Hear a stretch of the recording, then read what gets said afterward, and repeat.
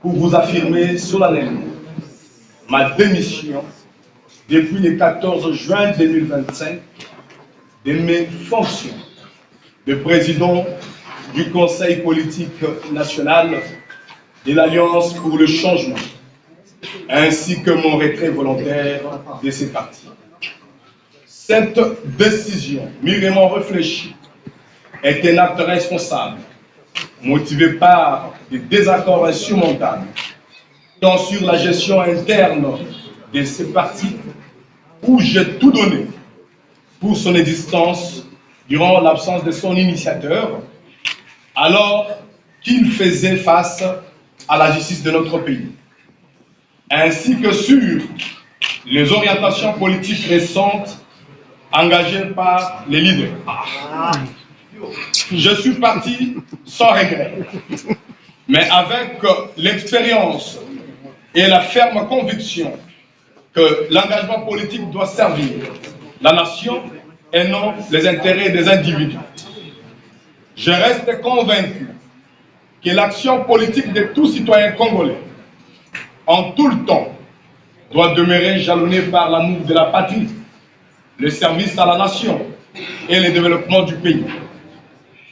Je suis au regret de vous témoigner, par mon expérience, que certains acteurs politiques égotistes en ont fait un recours aux antivaleurs, aux mensonges d'État, aux invectives, à la haine, à la belligérance, mais pire encore, au commerce de suffrage sur fond de souffrance de notre peuple.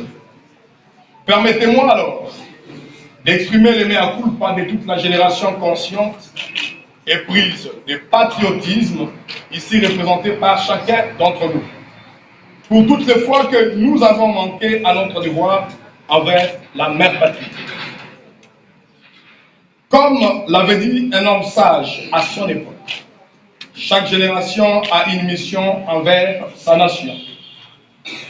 Elle a pour autant deux choix, l'accomplir ou la trahir. Pour ma part, et avec moi, des milliers de concitoyens, nous avons décidé de l'accomplir. Mesdames et messieurs de la presse, la situation politique de notre pays appelle aujourd'hui urgemment à un sursaut patriotique collectif.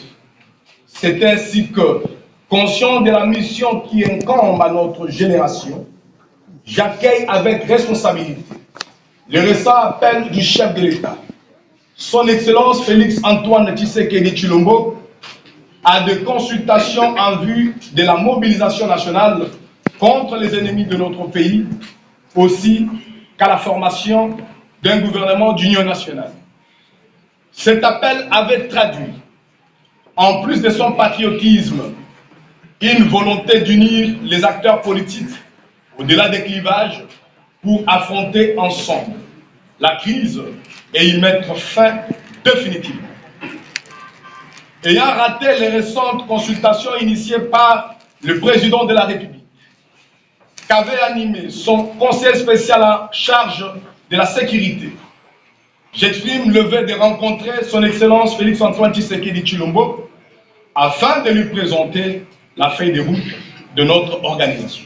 Voilà.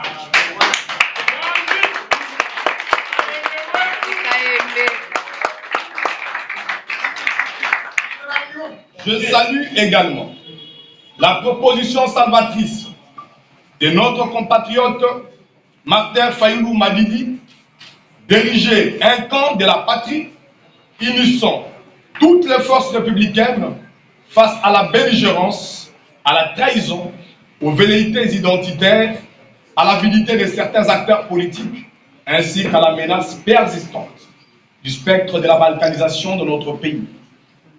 Mesdames et messieurs de la presse, c'est dans ces contextes, et répondant avec patriotisme à l'appel de notre nation, ensemble avec d'autres compatriotes, je vous annonce la relance du courant progressiste avance pour un Congo émergent.